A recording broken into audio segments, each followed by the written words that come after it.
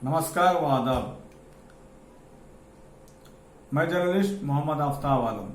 दोस्तों, एक बार फिर आपसे मुखातिब हूं। बिहार सरकार ने 16 जुलाई से 31 जुलाई तक 5वां संपूर्ण लॉकडाउन बिहार में लगा दिया है, क्योंकि सरकार के अनुसार कोरोना में लगातार वृद्धि हो रही है। तो सवाल ये उठता है कि चौथा लॉकडाउन 31 मई के बाद 1 जून से 8 जून के बीच अनलॉक 1 में कोरोना की वृद्धि में क्या कमी होने लगी थी? तो इसका जवाब है नहीं। कोरोना वायरस में तो लगातार वृद्धि होती जा रही है। तो अब दूसरा सवाल उठता है कि फिर सरकार अनलॉक 2, अनलॉक 3 के बाद अनलॉक 3 क्यों किया? तो इसका जवाब है कि सरकार पूरी तरह कंफ्यूज हो चुकी है। बिहार सरकार क्वारंटाइन सेंटर के नाम पर सरकारी खजानों का बंटाधार कर दिया और फिर 6 जून से क्वारंटाइन सेंटर को ही बंद कर दिया, मानो कोरोना वायरस की बीमारी बिहार से खत्म हो चुकी हो। लेकिन सच्चाई यह है कि ऐसा कुछ भी करिश्मा बिहार में नहीं हुआ।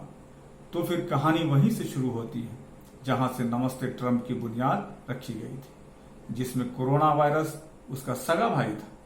एक सच को छुपाने के लिए केंद्र सरकार की तरह राज्य सरकार भी झूठ पर झूठ बोले जा रही है। सच यह है कि एक तो कोरोना वायरस को रोकने में सरकार नाकाम रही, दूसरा बिहार के मजदूर बेरोजगार हो गए और तीसरा लगातार बारिश की वजह से बिहार में बाढ़ की स्थिति पैदा हो गई। लोग बेघर हो गए, भूखे प्यासे मरने लगे और इन तमाम मुद्दों को लेकर विपक्ष कोई आंदोलन न खड़ा कर दे जिससे आने वाली विधानसभा चुनाव में सरकार को इसका खामियाजा न भुगतना पड़े। इसलिए सरकार एक सोची समझी रणनीति के तहत विपक्ष की आवाज को दबाने के लिए संपूर्ण लॉकडाउन को अंजाम दिया है।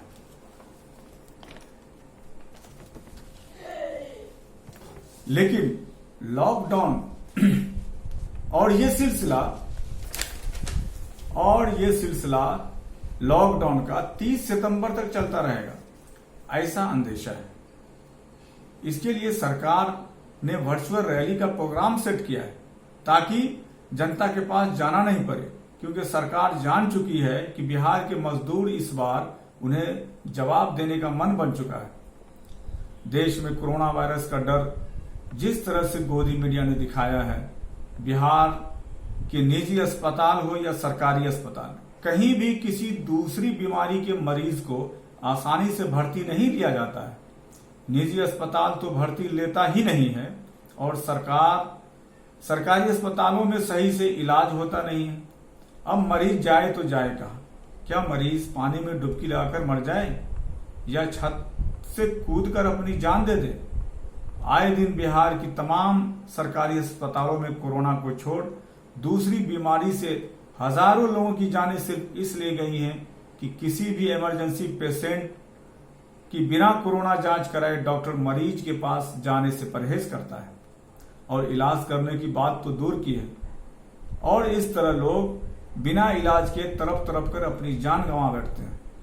हालांकि हाल के दिनों में डीएमसीएच की भी कई घटनाएं सामने आई हैं। सबसे डरावनी व दर्दनाक घटना दरभंगा के जिला पार्षद व राजा नेता जमाल अतहर रूमी का है।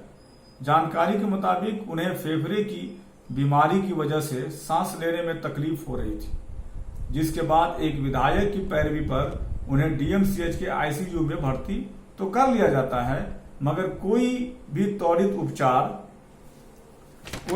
उपचार नहीं किया जाता है।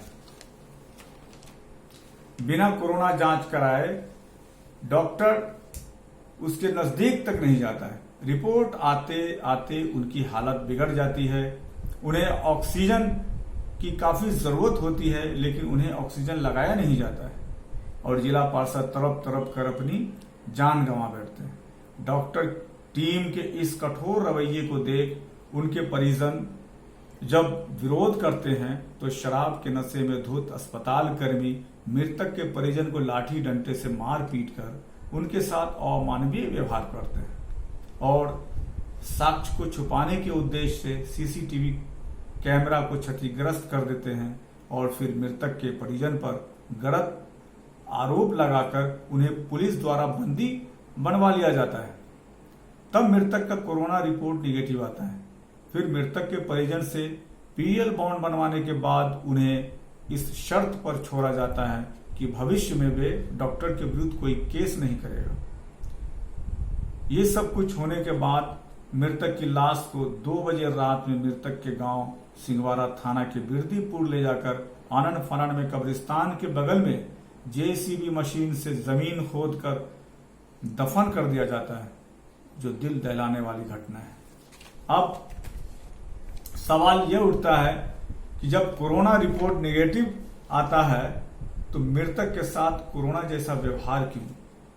यूं तो डॉक्टर भगवान का दूसरा रूप होता है, लेकिन यहां डॉक्टरों की पूरी टीम ने हत्यारा का रोल अदा किया है।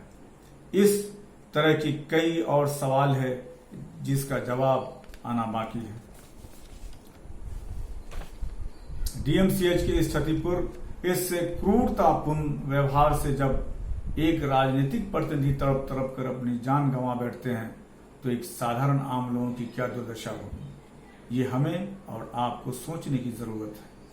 शायद आत्मनिर्भर भारत की यही परिभाषा है जो प्रधानमंत्री मोदी ने गढ़ी है। सब याद रखा जाएगा। घर में रहें, सुरक्षित रहें और दूसरों को भी सुरक्षित रहिए। बहुत बहुत धन्यवाद।